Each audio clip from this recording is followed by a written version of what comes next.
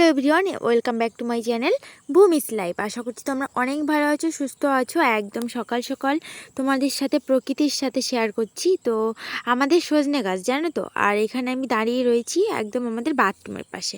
তো বাথরুম পুকুর সব কাছাকাছি। তো দূরে দেখতে পাচ্ছ ধান খেতে, কিন্তু ধানের ফুল থেকে মানে ফুলটাও হয়ে গেছে, বা ধান আসার কিছুদিনের মধ্যেই মানে ধান চলে আসবে। ধান হলে ধানটা তারপর আস্তে আস্তে করে বাড়বে, বাড়তে বাড়তে মানে পক্কতা হবে আর কি। তারপর ধান পেকে যাবে, তারপরেই তো ধান কাটা হবে। যাই হোক, আমাদের সজনে গাছে কিন্তু এবছর ভালোই সজনে হয়েছে, বাট আগের বছরের তুলনায় এবছর অনেকটাই কম।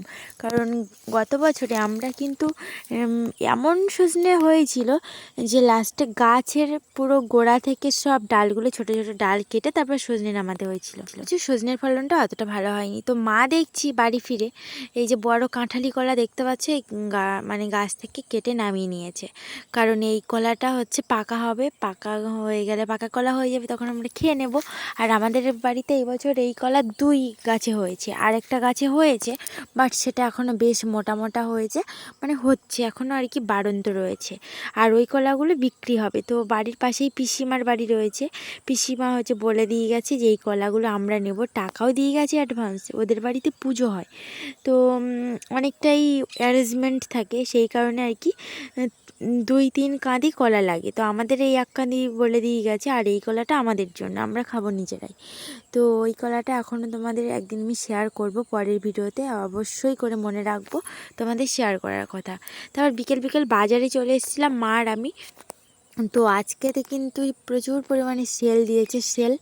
আর সেলে কিন্তু কখন জিনিসপত্র নেব জানি না, তবে বাজারে দেখছি চারিপাশে সব 100 টাকা 50 টাকার জিনিসপত্র ভর্তি। তো এখানে মা একজোড়া শাঁখা বাজছিল, মানে বেছে নিচ্ছিল। তো শাঁখাটা কাকে দেবো সেটা অবশ্যই পার্সোনাল, ব্যাস তবু বলে দিই তোমাদের সাথে, আমার মামিকে আমার মা গিফট করবে, তাই জন্য আর কি শাঁখা এখানে পছন্দ করছিলাম। তবে লাস্ট পর্যন্ত কোন শাঁখার জোড়াটা যে নেব সত্যি এখন অবধি বুঝতে পারিনি। তো পুরো ভিডিওটা দেখতে থাকো, অবশ্যই চ্যানেলটিকে ঝটপট সাবস্ক্রাইব করো, কেমন হয়েছে জানাবে, লাইক করো। আর শাঁখাগুলো কিন্তু খুবই কম দামে এখানে বিক্রি হয়। আর জানোই তো স্ত্রী মানে শাঁখা পরাতেই বেশি গুরুত্বপূর্ণ। তো আমার কাছে তো এটাই মনে হয় যে একটা সিম্পল, সে যতই আর কি দূরে থাকি স্বামী স্ত্রীর থেকে, কিন্তু স্বামী স্ত্রীর একটাই চিহ্ন শাঁখা পরা নোয়া, ব্যাস। কিন্তু এখনকার যুগে অনেক মেয়েদেরই দেখি শাঁখা পলা অনেকেই ইউজ করে না। তবে আমি তো শাঁখা পলা সবসময়ের জন্য ইউজ করি, তবে কিছু কিছু সময় আসে যেগুলো অন্যরকমভাবে সেজিয়ে নিই। তো যাই হোক, আমার হাতে দেখো শাঁখা পলা রয়েছে, আমি শাঁখা পলা অবস্থাতেই বাছছিলাম কীরকম ডিজাইন নেব সব কিছু। তো একটা শাঁখা বললে তো শাঁখা নেওয়া নয়, শাঁখার ভিতরে পোকা বের হয়, যেরকম ছিদ্র ছিদ্র থাকে, সেগুলো চারিদিক থেকে দেখে নেওয়া দরকার, তারপর ডিজাইনও নেওয়া দরকার, ওই জন্য আর কি। তো চলো তোমাদের আমি পরে শেয়ার করব, তবে আমরা শাঁখা এখন নিচ্ছি না। তো তারপর বাড়ি ফিরেছি, বাড়ি ফিরে রান্নাবান্না করে নিয়েছি। আর আজকে কী বার বলো তো, সোমবার। তো ওই জন্য সব নিরামিষ রান্নাবান্না করেছিলাম, আর আলু সেদ্ধ ভাত খেয়েছি আমি। আর মা বাবার জন্য একটু কুমড়ো ঘন্ট বানিয়ে দিয়েছিলাম। কুমড়ো এতটা ভালো লাগে না সব সময়। তারপর চলে এসেছি মেলাতে। তো মেলায় আমি এসেছি, আমার মেয়ে এসেছে, আর ভাইজিয়া এসেছে, ওদের সাথে এসেছি। তো যাই হোক, কেমন হবে জানি না। আর এখানে দেখতে পাচ্ছ নৃত্যানুষ্ঠান হচ্ছে খুব জোরেই, নৃত্যানুষ্ঠান মানে একদম ডান্স। তো ইউটিউব খ্যাত আহির না জাহির একাডেমি, যাই হোক আমি ভুলে গেছি, আহির ডান্স একাডেমি এরকম কিছু একটা নামকরণ বলছিলেন অ্যানাউন্সমেন্টে, অ্যাঙ্কারিং করছেন যে অ্যাঙ্কার্ড। তো ওনাদের ইউটিউব চ্যানেল রয়েছে, তার মানে বুঝতেই পারছি আমরা হচ্ছে ওনারা অনেক দূর থেকে এসেছেন এখানে ডান্স পরিবেশন করতে, সবাইকে মনোরঞ্জন করতে। যাই হোক, তোমরা ভিডিওটা দেখতে থাকো, আর কেমন লাগছে ডান্সটা অবশ্যই কিন্তু কমেন্ট বক্সে জানাতে একদম ভুলে যেও না। আমি তোমাদের প্রথমের দিকে ডান্সগুলো শেয়ার করব, ঠিক আছে? আর লাস্টের দিকে যে কী পরিস্থিতিতে থাকবো সেটা জানোই তোমরা হয়তো কম বেশি। তো আরেকটা কথা বলে রাখি, এটা হচ্ছে গ্রাম।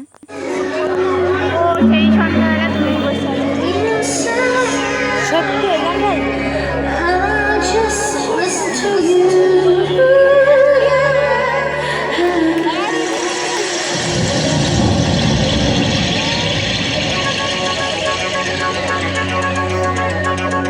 In 1975 I heard a song, shown never lied by Usher was so strong, I had to come through to catch you easy. then forget it, not so quick. Got DJ Rohan, remix again in the month of July. During the rain, he gave this song a new sound, just for us, just to get down. Listening to it on the radio, going along, enjoying the flow, mixing the colors in the rainbow. Check out the voice of Miss Jojo.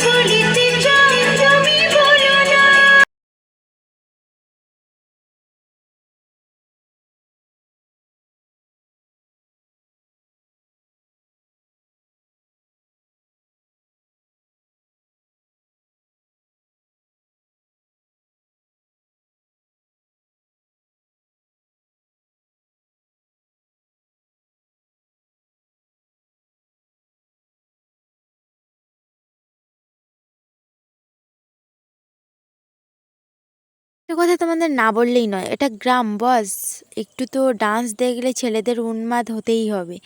তো আমাদের গ্রামটা মানে আমাদের গ্রাম বলে নয়, গ্রাম মানেই ডান্সের একটা অন্যরকম এফেক্ট পড়ে, জানি না কেন সব ছেলেরাই যেন পাগলের মতো উন্মাদ হয়ে যায়। সামনে যারা যারা বসে বসে হাততালি দিচ্ছে, ভিডিও করছে, তোমরা হয়তো দেখতেই পাচ্ছ, তারা কিন্তু সবাই ছেলেরা ছেলেরা আর ছেলেরা। মানে এখানে মা বাবা কাকিমা জেঠিমা সবাই কম আসেন, তবে দেখছি সামনাসামনি অনেক মা কাকিমা জেঠিমা রয়েছেন, বাট এখানে ছেলেদের বেশি একটু গুরুত্বপূর্ণ ভূমিকা পালন করাই দেখি। তো তোমরাও এরকম কে কে ফেস দেখো অবশ্যই কিন্তু কমেন্ট বক্সে জানিও।